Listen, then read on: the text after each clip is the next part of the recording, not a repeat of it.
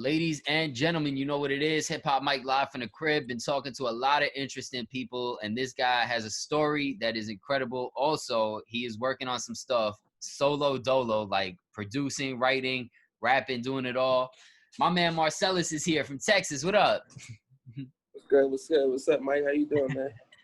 Chilling, man. How's your day going? It's cool, man. It's like I said, it's raining and shit today, so it's kind of, it's a different vibe. Like it be hella sunny here all the time, so it's a different vibe. But it's cool with it. What's up with you, man? Chilling, man. It is sunny outside, but I'm in my house doing work as always, Hey, man, ain't nothing wrong with that. So I know you got Gritz, which we're gonna talk about. Produced it, put it together on your own. Projects on the way, all this good stuff. But I gotta take them back. I want to go to the beginning because I really like to get the story about how artists become the people that they are. Where does music start for you, Marcellus? Shit. I mean, we can start back. Not be head ass, but like growing up, like my family, they're like hella like love music. You know what I'm saying? It was never like a career or passion to do music for anybody in my family. Like nobody in my family did music. Mm-hmm. So like, but they like love to share music, like from like Ice Cube to Biggie to Tupac to even like Lauryn Hill's, Erykah Badu, like D'Angelo vibes, like they did all that, like all spectrums to my grandma playing the OJs and Temptations, like type shit. So like I've heard music my whole life. So like me wanting to make music is like always like a passion. Like I want to do that shit. Like so, I think it started there, and then like me becoming like an artist and I want to make music was like 2015. Like I was like, okay, I want to make music. I put out our first LP, like mixtape, whatever. And like people was fucking with it. Like I got like a title. Like title was like behind it and shit. Like out of nowhere. Like I got a random email and it was like, yo, I'm the director for Tidal and I love your shit. I'm like, I don't know, but this shit had like 300 plays. Like, hold on. You getting ahead of yourself. I gotta take it back. I need the whole story. So being a kid growing up with parents, you're from Houston. Right. You grew up in Texas? No. I was raised in Texas, but I'm originally from Cleveland, Ohio. Okay. So I mean, you was into music back in Cleveland. They was playing this because hell yeah. That's what I'm saying. I moved to Texas when I was like 12, 13. Oh, okay. So you know what I mean. So like we know it's crazy, but what's crazy is like maybe it was just a time. It was like in Cleveland, it's weird. It's like it was a mix of Texas influence in the music that from people, from artists from who were in Cleveland at the time, like local artists and shit. Like I don't know if you ever heard of Ray Cash. Nah. But like so Ray Cash was this artist from Cleveland, but he had this song and it was like real country, and he had Pimp C like co-signing him and all that type of shit. Like it was weird. So like Cleveland music was like hella inspired by like Houston music. So I was like already like kind of in that Houston vibe. Yeah, like so cause like Cleveland we laid back. Like it ain't like no regular like up like it's the Midwest. Like we ain't like no other like up north, like New York and Philly, y'all like hella fast paced, like you know what I mean? But like the Midwest is like chill, like so like it was kind of an easy transition move from like Cleveland to Houston. But yeah, it started in Houston. I mean, it started in Cleveland, music shit. Like the love for it, and just like I said, like nobody in my family did music. Like it was like artists was like a fantasy world. Like you know what I mean? Like it didn't exist. Like nobody was like I'm a rap. They was just fans and fucking make money off of music. So yeah, it was like that don't happen. It's making more sense to me now, you see, because a lot of times I've talked to artists from Houston, and the picture that they paint is like I grew up and there was a lot of football, people was playing in a band, and it's like a whole different vibe than when you tell me your mom was listening to, Erykah Badu and grandma listened to OJ's. That's some stuff that I don't know if in Houston that there is open culturally today. Like I guess back then. That's true. Yeah, in Houston it's kind of like it's sports. Like either like you said, you grew up in sports or shit, man. That's it. It's mostly sports. Like, they playing football. Yeah, for real. It's really just football. Country. Like, yeah, like because the music scene out here is like like it's like it come from like the dope boy side and like, you know what I mean, like niggas was in gangs and shit like on the south side. So like it's crazy. It's like that was the only culture for, you know, for hip hop. It's kind of like even like LA. It kind of like got LA, like, you know, like most of the early rappers in LA were gangbanging. You feel me? So it's like that's kind of how like it was in Houston. It was like all the Crips from all the Crips, all the, you know, like all the Bloods, like all them niggas like Slim Thug. You know what I mean? Like everybody, they was in the streets first. You know what I mean? And then they, you know, then they went to music. It's interesting to think about too, because Cleveland, I feel like, is one of the few cities that has been open to a lot of different genres and a lot of different, like, maybe because it's the Midwest, it's in the middle of everything, like, but you go to New York, you got New York. You go Houston is Houston, LA, Miami, but like Cleveland has a little bit of everything. There's a lot of flavor up there. No, that's facts. I think that's why I get a lot of my like diversity from like cause I like was intact with so many different, you know, so much shit. Like, you know, you say like we have Bone Thugs, who was straight from Cleveland, but had a sound like kind of low key created like some of the major sounds that come from the West, like when they work with Easy and shit. They got like a West Coast influence sound, like so. Like Cleveland kind of is, you know, like you said, a melting pot for a lot of shit, like down south, out west, out, you know, up north. Like it was all that shit. So I think that's what drives a lot of my music influence. Like I had everything. That gives you like a subconscious foundation to now you go move down to Houston and really start getting into it, take it serious. You got a different perspective, I'm sure, than a lot of people you was linking with. Yeah, no, like in Houston, when I got to Houston, it was kind of like you said, it was one culture to focus on, like music-wise. Like when you come with like screw music and shit, like chop and screw, that's all they listen to. So it's like when you go to Cleveland, everybody got different vibes. Everybody's like, I listen to this, I listen to that, I listen to that. And you go to Houston, like, nah, nigga, all we listen to, dog, is this. That's it. So you ain't fucking with this. You know, we ain't rocking with you. So I'm like, damn, all right, well, shit. I gotta like try to see what this is about. Like, so. Had you been creating already? Like, at first, like, yeah. Like, had you been creating already? Like, did you start writing music up in Cleveland, or you didn't start really working on it until you got down there? Yeah, no. When I was in Cleveland, I was just, like I said, when I was in Cleveland, only thing that was influence of music. Like I didn't think I was gonna make music, if that makes sense. You was just that was like maybe a dream, but like I was in sports, like hands down. Like, I played basketball my whole life. Like I played basketball when I was like 2nd grade. So I was like in 11th grade when I said I quit. I told my pops, I went home to my pops, he was hurt. I was like, yeah, I quit. I don't want to play no more. He was like, what? Like he thought I'm going, he was like, thought you going to the NBA. I'm like, no, I'm about to rap. He like, you crazy. Like, so like the whole idea of making music didn't come till I got to Houston, honestly. When I got to Houston, but I think Houston played a part with it, but I think more just like how the internet and shit started working. Like when I got to Houston, YouTube popped up. Like with like, you know, I think it was like doing a freestyle videos, like they computer camera, like that popped up, like that spark went up. So I was like, shit, let me try it. Like maybe I could do something. And I remember the first one I did was, you ain't gonna never find the shit, so don't go looking for it. That shit, bro, delete it. I did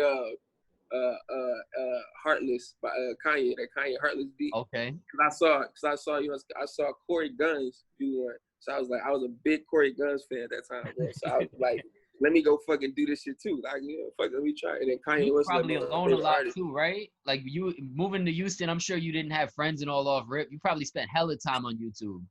Nah, you know, yeah, that's what I'm saying. So it was like I was in the house the whole time. Like, so I had to like, I'm like the first year it was a culture shock. I was like, shit, like, you know what I mean? Like, I don't know what to do. But I mean, luckily I had like my brothers. Like I had an older brother and my younger brother and my older sister in the house. So we was, you know, we would just kick it, like, cause we was all from Cleveland, so we would just kick it all the time. But then, but yeah, after that, after I like really got to high school in Houston, and like I just, you know, I was on a basketball team for like a couple years. I was like, I met people like that shit, so it was cool. Like, and then that's when I kind of got into the, like, in the scene of Houston. Like, and I just meet friends, meet homies, go over their house, and they playing like I remember the first time I smoked weed. It's crazy. I ain't smoked weed for like first time maybe like 10th grade, right? So like the first time I smoked weed, right? it's this thing in Houston. It's like it's on 97.9 The Box, which is like the major like hip hop radio station down here. Yes, We sir. every Sunday they do screwed up Sunday. Yeah, So like shout every out my Sunday. man Ron C. I was just talking to Ron C Oh, yeah? last week. Yeah, we supposed to be booking an interview, but he busy as hell, man. But we Boy, don't Ryan C. Yeah, that's the OG, dog. That's my dog, man. Yeah, him and Michael Watts, right? Every Sunday they do the screwed up Sunday. They start from maybe like 9 o'clock at night every Sunday. They done this shit every Sunday. So in high school, first time 10th grade, I remember with my homie Rashad, we was in his car. We rolling around. He's like, bro, you gonna smoke today? I'm like, yeah, fuck, I'm gonna smoke. So I was in sports. So I'm like, I ain't gonna smoke. But like, so I was like, fuck, I'm gonna smoke, bro. And then we like, it's like 9 o'clock. He like, you gotta listen to this shit, man. This shit be jamming. He turn that shit on, and it's just all chopped and screwed music, like all shit, like some 25 lighters by Zero to Big Hog, Fat Pack, all that shit. So we listen to that shit. All I remember, like before I started smoking, all I remember is, man, here go this shit. What the fuck is it? And then I took about 2 hits, right, bro? It was a rap. I was like, slowed down I even looked more. at it was like a eureka moment. I was like, I get it. Like this is why they fucking rap like this. Like this is why they do this shit. I'm like, oh, okay, I see. So after that, after that it was a rap. So like after that, I was like hella interested. I started listening to like Zero. I started listening to all the SUC, Fat Pat, Big Hog, Devin the Dude. Like Devin the Dude probably, he like low key probably like one of my top. He probably top 2 Houston artists of all time. He probably top 5 artists of all time. Like he hella underrated. Devin the Dude crazy. So like like Devin the Dude, you know, of course the early UGK like albums and mixtapes, just all the Screw tapes. Like there's been all the Screw tapes, like Recipe Screw, like that shit like really inspired me. And I think that kind of pushed me to make music, like because how they was doing it, like how they approached me. Like when I started diving into like the history, what was going on, they was really like, they was entrepreneurs. Like they was like the first indie artist saying, I'm gonna do this shit, and just like fuck it, like do it, you know what I mean? And burn CDs and pass them out, or burn tapes, whatever, and pass them out. See, you know what I find interesting with Houston too is like, I don't think there's any other place in the country that sells vibes like Houston, because you look at music from New York, it's like people always have these records that's kind of catchy and get you energized. You know, you look at LA, it's a lot of stuff. It was a lot of stuff from the hood, but like Houston, I don't think necessarily was even pushing music. It was like a whole like vibe. Like they was pushing a feeling more than they was pushing a sound, and it just evolved into this crazy thing. Because I mean, they just Screwed and Chopped records that was quick and turned it into a whole new song. Like true. You absolutely right. Like they was like, I think what made Houston want to be mainstream when they had that like 3, 4, 5 year run, like it was on every shit. When you had Power Wall coming up, Slim Thug and Mike Jones, and you had them like busting through. And I'm talking about because UGK, you got the UGK was hella underground until they did Big Pimpin' with Jay-Z. Like nobody other than, if you weren't in the South, you didn't really know too much about, you know, them niggas. Like it was like a city thing. So after them, when we had that run, we had Power Wall dropping records, and everybody shit, Slim Thug dropping, he on Beyonce records. Like that was mainly just Jay Prince, who was like, y'all, I'm gonna take the homies, I'm gonna make them big. Cause like other than that, they was cool. They was like, man, we'll do records, we'll do a whole tour in Texas and still be a millionaire. And like, I'm chilling. Like Slim Thug to this day, I guarantee he dropped a mixtape like early this year. That shit probably still sold 1 million copies, like in Texas alone. Like that's how that shit is going. So when do you get in the studio? What's the first time that you actually is like, you know, actually gonna record and write some stuff? Did you write before you went to the studio for a while, or was it like, I got something and I need to put it on wax? Yeah, no, that was it. I was writing a lot. I was before I actually like recorded, I wrote like a lot. Like I had a composite notebook. I would just write.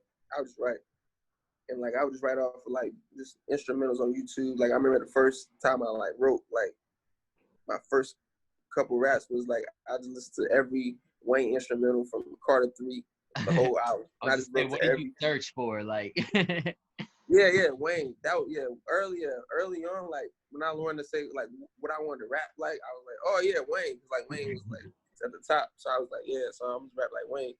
So like I was just rapping to all his instrumentals on that card to be out in my room to everyone. And then when I figured out I wanted to make my own songs, I just was like went on Google and just like looking up producers, and then I found I think this shit was called like SoundClick. It's gone. Like it may be still going. I don't know. Big though. Yeah, SoundClick. That's where I got my first like real like original beats. So I'm like, oh shit, I can buy a beat for like $25. Like, and it's like mine is like new and shit. Like, oh fuck. So I was like, I went on there and I was just buying beats, and so I bought a couple beats. I wrote to them, and then I started recording them in my bedroom, like when I was in high school. So like when I was like 11th grade, 12th grade, I started recording my own stuff. Like How were you recording? Did you buy equipment? Yeah, man. I had like, so I took like 5 or 6 pair of Jordans that I had, and I just sold them shits, right? So I sold them shits, and I bought a mic from a pawn shop, stand, everything. I turned my whole closet into a mic. into a booth. I like took all my clothes down. I put big ass comforters over the railings and this shit. Like I like DIY. Yeah, man. So like it was like 11th grade, and so I was recording myself, man. And I was like, yo, this is straight. Like, and I would start recording my shit and like bouncing them down and burn them onto a CD. Like I would have A through Z. You know, I was burning them CDs. Like, you know, you gotta wait, put that bitch in, let it burn, cut it out, let another one burn one by one through the computer. Like it wasn't like no machine. So what was you recording on too? Like, what program was you using to catch the vocals? GarageBand. What? GarageBand. I was. GarageBand. You was on your GarageBand grind. I was on GarageBand. Damn. Like, GarageBand. Cause I didn't know shit. Like I'm just like. Nah, he's getting it from the mud. yeah, right. You feel me? My mom, she bought like the house computer was like this one of the first like MacBooks, like Mac desktops and shit. So like I would take that. My bedroom's upstairs. I would have to unplug it from downstairs, like the living room where everybody, because that's where everybody, it's for everybody. So I had to take that bitch, walk it upstairs, put it on the stool in my closet, and then like it'd be like 2, 3 in the morning. My pops is like, yo, bring the fucking computer back downstairs, bro. Like it's a fucking computer. Like I ain't have my own fucking computer, so I'm like, shit, all right. But now, like, yeah, GarageBand, and I would burn them. And I would get like 4 or 5 of my favorite freestyles, burn them shits down, and I would sell them shits at school, like $1, $5, like, and niggas, and like this was like 11th, 12th grade. I started this, and I would sell them shits at school. I'd be leaving school like $50 sometimes every day, like, you know what I'm saying? Like, it's a good look, it's a little hustle. Yeah, man, I'm like, shit, $50. You know what's that like? $250 a week? I was like 16. I'm like, yeah, that's straight. Body sneakers back like, soon. Right, I'm like, I'm about to give me some sneakers now. Again, you feel me? But nah, yeah. So that's that was the early start of it. You know what I mean? That was like, and that was me even realizing how to do it independently. You know what I mean? In my own small way. Like before, I was like trying to, you know. I mean, you get the lessons. Like, not for nothing, you learn how to distribute, you learn how to market, you learn how to record, engineer. So it's like you getting your feet wet, but you seeing the foundations of all the things that eventually you got to look big picture. Was any of the music sticking? When you was selling these tapes in school, did a song stick with any of the classmates, or was like any of your peers jocking? Yeah, that's crazy. Yeah, some like songs would click, but they be freestyles, like they weren't originals, but they were like it was always 1 or 2 that clicked. And that's when MySpace was popping, right? So, like, I would go and cut my homies like page, and even some girls I had like in my school page, and that would be their song. Like that would be their first song on there. You open their MySpace page, and they got one of my songs played. That was probably the first time I was like, oh, okay, like this is lit. Like, cause other than that, only other, you know, you would hear like a Soulja Boy song on somebody's page, or Drake's like Best I Ever Had, or like some like the biggest song at a time. Right, so when they swap my shit out, birthday, then they put happy birthday. They put the 50 Cent. I'm in the club. right, or the I Get Money, like so that was the shit. Like that was the shit. So like when they put mines up, I was like, when I see like 1 or 2 homies put mines up, I was like, oh shit, like that's hard. That gave me fuel too, like to keep going. So who comes along, or what do you do that levels it up? Because you can't stay on GarageBand and burning CDs forever. At some point, you got to be more professional with this. Was it MySpace? Did something go off, or? Nah, man. You know what's crazy, bro? Like nothing really took off at that point. Like it was all just grind, you know what I mean? And I was kind of like, all right, cool. No, I'm lying. That Kanye West Heartless freestyle, low key like did some It's numbers creeping on up. YouTube. On YouTube, and low key did some numbers, right? So like, I had people like reaching out to me, want to like do songs, but it was still, like I said, it was still low. It wasn't like no crazy like viral moments and shit. So like, I was just still grinding, but.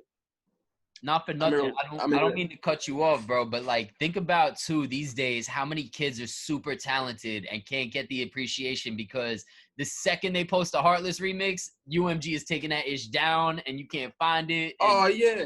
Like that's done that's now. really yeah, a blessing to be able to come in at a time. Yeah.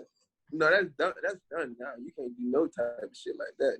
And saying even big artists was doing that. They was ripping other artists' songs and freestyling. You can't even do that no more. They can't even do that shit. Okay. So like, yeah, it was a blessing, bro. Like that was the early times of the YouTube world. You feel me? So, but nah, like, yeah, as I said, it was a slow grind, bro. I'm not even gonna like make a fairy tale story. Like it was a slow grind. Like that's high school. So like, after I graduated high school, I was like, I want to take this shit serious or at least learn how to do this shit the right way.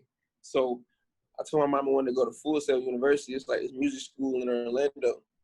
So like, at first she was like, nah, hell no, like you gotta stay in Texas. Like, what the fuck? Like, but I was like, fuck it, like I want to do it. So she was like, it took some convincing, but she slowly, she was like, all right, whatever. So she let me go.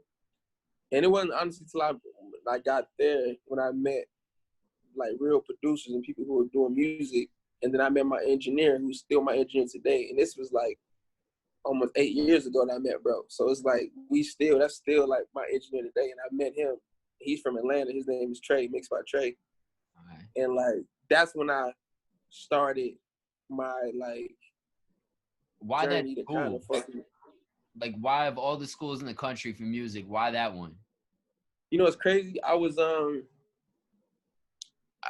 me and my parents, we actually, before I decided to go there, we went on a tour to another college in San Antonio because they were like, we want you close. So I'm like, all right, well, fuck, like, I guess. So they was like, they take you to San Antonio, like University of San Antonio. So I was like, all right. So we drove there, and we walking the campus, and the only thing I'm thinking in my head is like, this is some bullshit. Like I'm not doing this shit. Like I'm like, this is gonna be bullshit. So. Like we get to the end and the counselor, she's like, yeah. So she like asking my interest. She's like, so what do you want to do? Like, and shit. I'm like, I really just want to make music. I was like, honestly, I looked at my parents. I was like, I just want to make music. Like my mom was like, shut up. Like she was like, you know, you're gonna do some other stuff, business or something, right? So I'm like, and the counselor, she looked at me. She's like, oh really? Like I know this one school that's like good on that, and she pulled up Full Sail at her desk at the university, and I looked over, I'm leaning in my chair, and I'm like, oh yeah, that's fire. Like, I want to go there. So my mom looking at me the whole car ride, she's silent. She's like, hell no. Like that was like not feeling it. Not happening. Like, so I was like, I had to get my grades up, all type of shit. So I got my grades up, and then she agreed to let me go. So yeah, so I went out there, and like that was probably, I mean, I didn't ever graduate, but like the people I met was like what helps my music today and what helped me change my perspective on how to make music, definitely. So you finish this school, you graduate, and you just like, I'm taking. No, I didn't graduate. Okay. I stayed. First of all, I stayed in that bitch for like 1 year. First of all, and then I dropped out. I said I'm good. Like he was like, this is just like San Antonio. Yeah, not even that. It was like the program. I went for mixing engineering. They don't have like a class for artists and songwriting. Like it was like for mixing engineers. Like somebody who wants to be an engineer and shit. And that's just like boring as fuck to me. I ain't gonna cap, but like it's people who love that shit. So it's like. I mean, I went to school. I know the vibes. Like I went to one up here in New York, and it's like it's cool, but when you got the idea on a bigger scale, you can kind of see where the path is taking you, and you can't waste any time. Yeah. You know? Yeah, exactly. I knew, like I said, after a year being there, and I met my engineer and like some producers, and we were kind of formulating songs, and I was kind of figuring out who I was as an artist at the time. Like I knew I didn't want to be an engineer, so I'm like, I'm not even gonna waste my time. It's like classes there were like 8 hours a day. Like, so I'm like, I'm not about to waste my time, your time. I'm about to just leave, you feel me, and like go figure it out, you know? So like, that's what I, like at the year there, I like left, and my mom cussed me out. I bring this up to her a lot, bro. Like she said, I remember I called her, I'm leaving the school. I'm like, yo, ma, I just dropped out. And she's like, what? Like, you did all that boom, boom, boom. You made me, you want to go out here? She cussed me out, calling me all type of names I ain't gonna say on the camera. And then she was like, what you gonna do? I said, I'm gonna rap. And she was like, you telling me you gonna rap for a living? Click, and hung up on me. I was like, yo. I was like, fuck. That don't so feel only good. thing I was going, yeah, nah, it was shitty, but like I think the dope part about it was it just put that like fire in my shit to like go, like, you know what I mean, or like, cause at that point, like I'm really like, you know, I'm either gonna do this shit or I'm not gonna do it. Like, so it's like in my head, I was like, fuck it, like I'm just gonna do it. Like, so when does it work? Like, at what point does mom be like, all right, you know, my son raps. He does damn well for himself. Like, I mean, how do you get to that my point? my mom is probably like a lot of fucking moms. She's like a hard critic. Like, it don't, like, you know what I mean? It takes a lot. It takes a lot, you feel me? So it's like, I'm not even cap to you, bro. It went until maybe a year ago. All right. She's seeing title support. She's like, all right, I see it. Yeah, she's like, all right, I believe you. I believe you now. Right. I get, okay. All right, I guess you rap. All right, I believe you. Right. So in fact, she's calling me now like, how do I support your song? How do I share it to like my friends and shit? You know what I mean? Like, so yeah, it was then. I mean, she always supported me, but you know, it was just that like, parents got to support and challenge, man. It's like, it's exactly. And not for nothing, I mean, if 9 out of 10 times when a kid tells his parents he gonna rap, they don't have that same motivation that actually they're gonna follow through and do it. Right. So I get it where she's coming from. Like, I get it. Like, you know what I'm saying? Like, especially now that I'm a dad, like, I get it. But, you know what I mean? So I don't fault her for it. Like, you might have messed up too, because really, it's not that I'm gonna rap. It's I'm gonna market myself. I'm gonna engineer myself. I'm gonna produce myself. Right. You know, not for nothing. If you told her I'm gonna do 50 things, she'd be like, if rap don't work, you could do marketing. Right. One of them just got work. Yeah, nah. Got scared as hell. Like, he gonna rap? That's it? Yeah. But it was crazy though at that point. But at that point, I wasn't even doing all those things. I mean, I was rapping and I was marketing and I was making my own like cover art, like, and shit. But like, other than that, that's all I was doing. I wasn't producing. I wasn't engineering. Like I said, I had my engineer with me all the time. So like, he lived down the street, so I would just pull up to his crib and record. He'd mix it. So yeah, I was really just rapping, kind of figuring out who I was as a rapper. So like, yeah. So I mean, I get it why she said this shit, but you know what I mean. But now we're here, so it don't even matter now. So yeah, when does it take off? Like, at what point does I seen like Lenny reaches out at a certain point, which is major, the title placements, but like, when do you feel like it was a turning point for you to actually become this artist? It was. I think it was honestly after I dropped my first project. Well, my first like project on like all social, like Spotify, Tidal, Apple Music. After I dropped that, that's when I was like, oh, okay, I can do this shit. And the crazy part is, like, my manager now, who wasn't my manager then, I've known him for like 8 years, but he wasn't my manager then. He would do all my videos and creative shit on the side. And I remember one day he had heard that project. It's called The Fall. Before I dropped, he heard it. And he was like, he came to me one day. He was like, yo, bro, when you feeling like dropping that shit? And I'm like, I don't know, probably never. I was like, honestly, I was like, kind of not feeling rap. I was like, maybe this shit for me, maybe it's not. You know what I mean? This around the time I dropped out, and I'm just living, fucking just don't know where I'm staying. Yeah, just figuring out life. And I'm like, I don't know, bro, when I'm dropping that shit. Like, you know, it's whatever. He looked at me crazy as hell. I'll never forget it. Look, he looked at me, he said, what? He said, well, you stupid. Like, that shit hard. Like, you crazy, bro. You need to drop that shit. Like, So one day I just said, fuck it. We dropped it. We shot videos for it. And that shit went crazy. Like I said, as soon as I dropped it, we did a video for O3 Malibu, which is a single on it. And Tidal hit us up. It was like, yo, I love this fucking song. This video's crazy. Like, we want to post it on the front page of Tidal. We was like, what? Like, nah. Like, he gave me the email. Like, how the fuck you even get my email, bro? Like, this is like, you know what I'm saying? They like, got this ways. is weird. Yeah, I'm like, right, they got ways, right? We was gonna get to conspiracies at some point today, you know? Right. But I'm saying, like, the video had like maybe under 1,000 plays that time on YouTube. Like, we weren't doing nothing. So like that was kind of the major point when I started getting eyes, like Tidal. Like this is like 2014, 15 when Tidal just came out. So like people were just hopping on it because it was Jay-Z's thing. So like they just started the Tidal Discovery thing, which is like for new artists. So like I was like one of the first two, like maybe even the first like discovery artist for Tidal. So like I was on the front page of Tidal, the app. I would go in there and I was like, yo, this is crazy. And that's when I know I was like, all right, you know, like this is the first step. Like, yeah, this can go. This could work. You know what I mean? Like this could work. So what happens from there? Because I mean, we've come a long way now. I see you've been in Complex, you've been in Elevator, like damn near every publication is covered the music. But I mean, at that point, you're surprised, and it's perfect placement for Tidal because they had just started, and I think everybody had flooded in at that point. Like when Tidal got announced, everybody was on that. Yeah.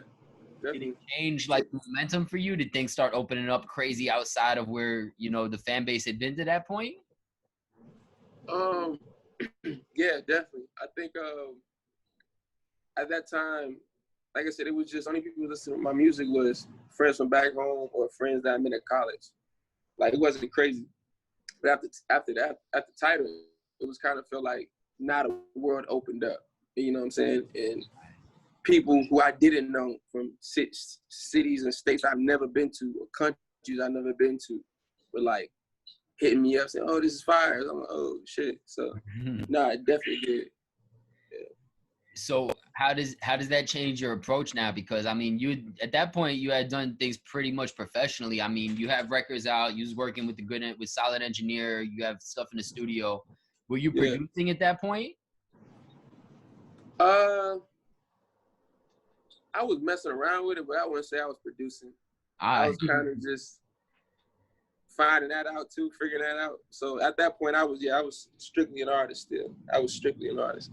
So that had to be interesting too to work through because, I mean, you're not even fully evolved how you feel, you know, I shouldn't say not confident, but you know, this is a whole new thing for you and it's a quick look, like out of nowhere, opening up a whole nother realm of stuff. How hard is it to adapt now and to kind of make this something that could reach bigger scales? I could say at that point, I didn't kind of think of it like that. I kind of thought of it more as, like I played my whole life. I played sports my whole life. So I'm very competitive. So I was like, I just saw it as like, oh shit, let's go. Like, you know what I mean? Like I was ready for any challenge, you feel me? I'm like, well, fuck it. You know what I mean? Like, playoffs. Right, let's keep it going. Like, you know what I'm saying? Keep our foot on their neck. Like I said, so after we dropped the project and it got picked up by Tidal, we were getting a Tidal push. We like, yo, we don't want to lose their attention. So let's hop back in the fucking studio. So we hopped back in the studio. A month later, we dropped this song called Holy Grail and we did a video for it. And that shit went even crazier. Like we got the Pigeons and Planes, Artist of the Week. Like we got their push.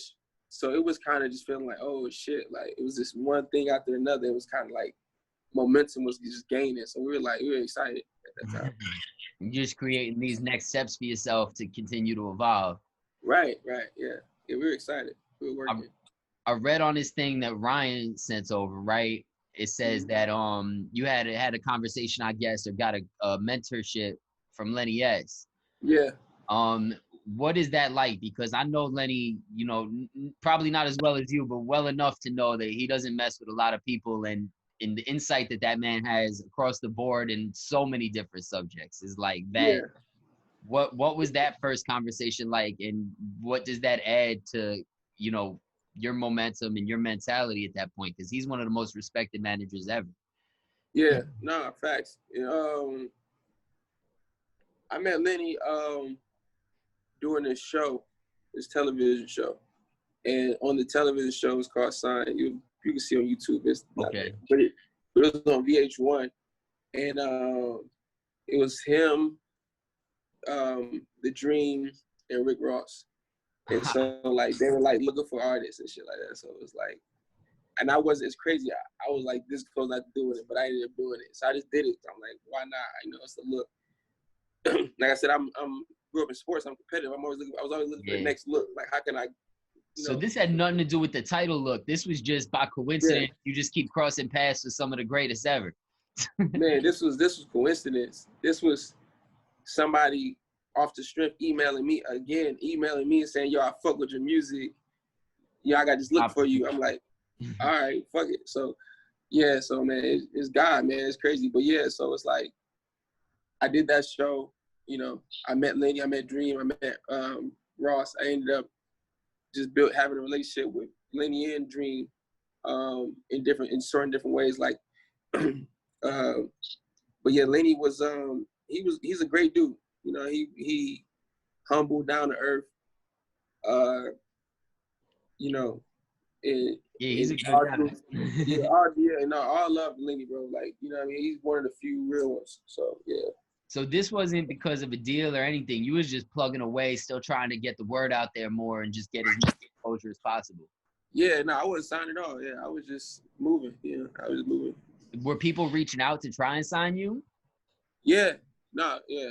I don't know if I'm allowed to say okay. Names, but I mean, yeah, but yeah, no, I had a bunch of. You don't have to say who, but like, I mean, did you take any offers, or was it just stuff that you knew wasn't making sense at the time? No, I didn't take any offers, and we didn't, not from that situation. So yeah, no, I didn't take any offers at that time. I stayed independent.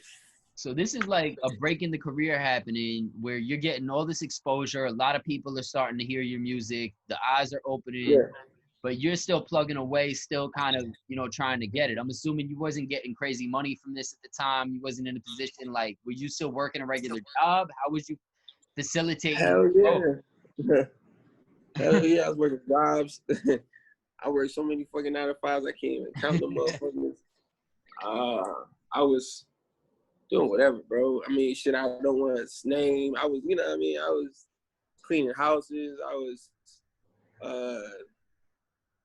doing a lot of shit, man. But yeah, no, it was definitely a grind period. Like, it was nice. I come home to my apartment and the lights are off. Like, oh, fuck, I gotta try to hustle that shit to get that shit back. Like, it was time, you know what I mean? It was times no fridge, and I mean, no food in the fridge. It was times with, you know, no car.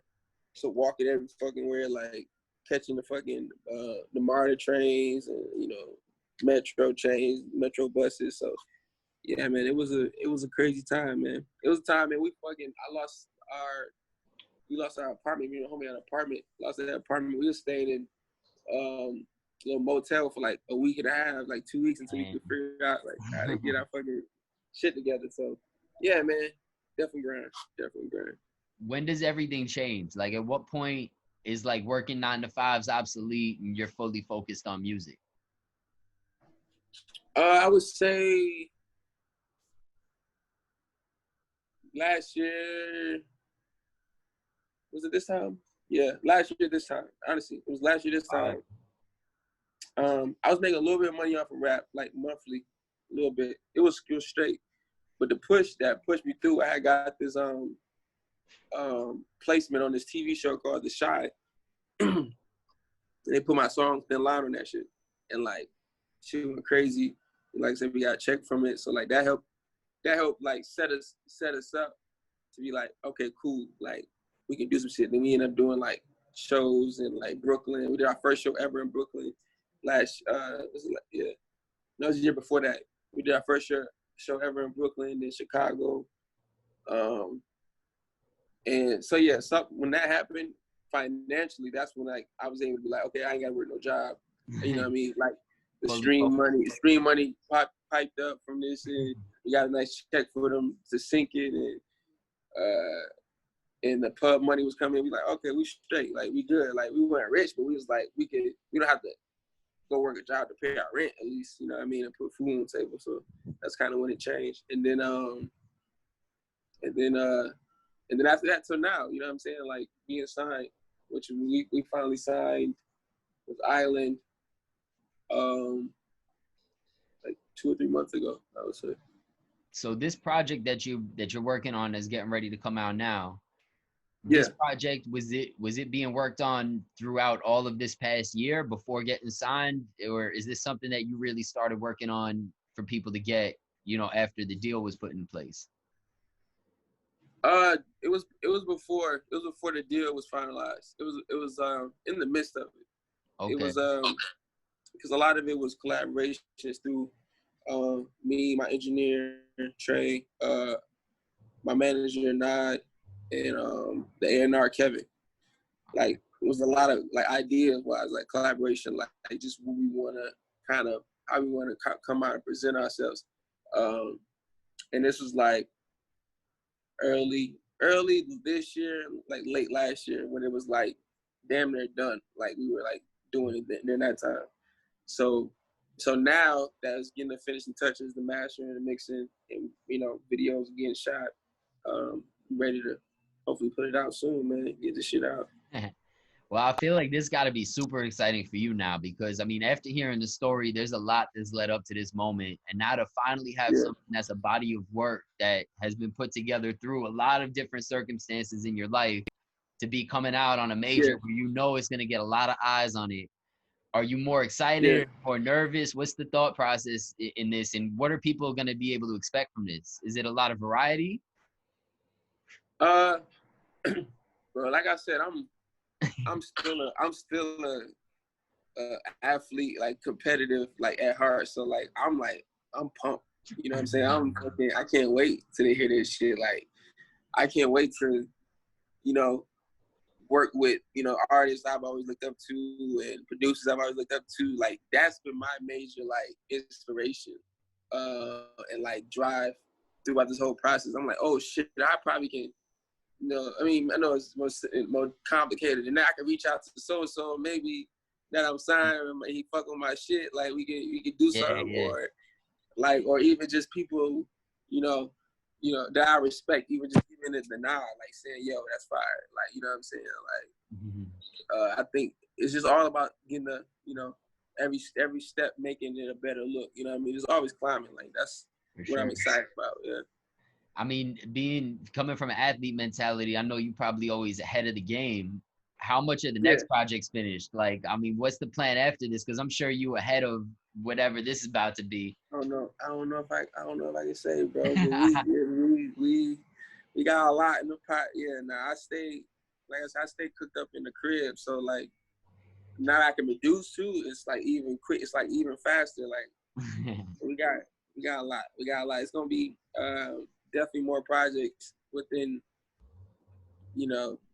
within the same year, within a year of the next with the EP coming out, with visuals and just hella content. So just expect a lot. This next year gonna be crazy. From this year to next is gonna be crazy. Awesome, man. Well, I hope anybody watching this really gets an idea of how hard you work towards it, man. And I'm excited to watch the swag blossom because it seems like great shit's about to happen for you, bro. Yeah, man. So I appreciate you for, taking your time out. I know you're busy and shit. So like I appreciate you for real for like even just put me on your platform, man. It's been dope. So like I can't wait to talk again, you know what I'm saying, a couple years, a year from now when it's going crazy. Yeah, I mean, shit, you better have another show up here before a year, bro. I'm gonna definitely pop out when you in Brooklyn again. Dog, if they open that shit up, we out there, bro. I can't wait, man. I can't fucking wait. Good stuff, man. Well, how can everybody keep up with you? What's the best way to find the music and to keep up with all the moves you're making? Just follow me on my socials, bro. Follow me on my socials at Marcellus Juvann, MarcellusJuvann. That's on Twitter, Instagram, Facebook, YouTube. Just look me up on there, man, and just go check out the single, The Gritz, and get ready for the EP coming out. All right, we excited for it, man. Thank you so much for your time today. All right, you too, man. Appreciate you. Much love. Peace.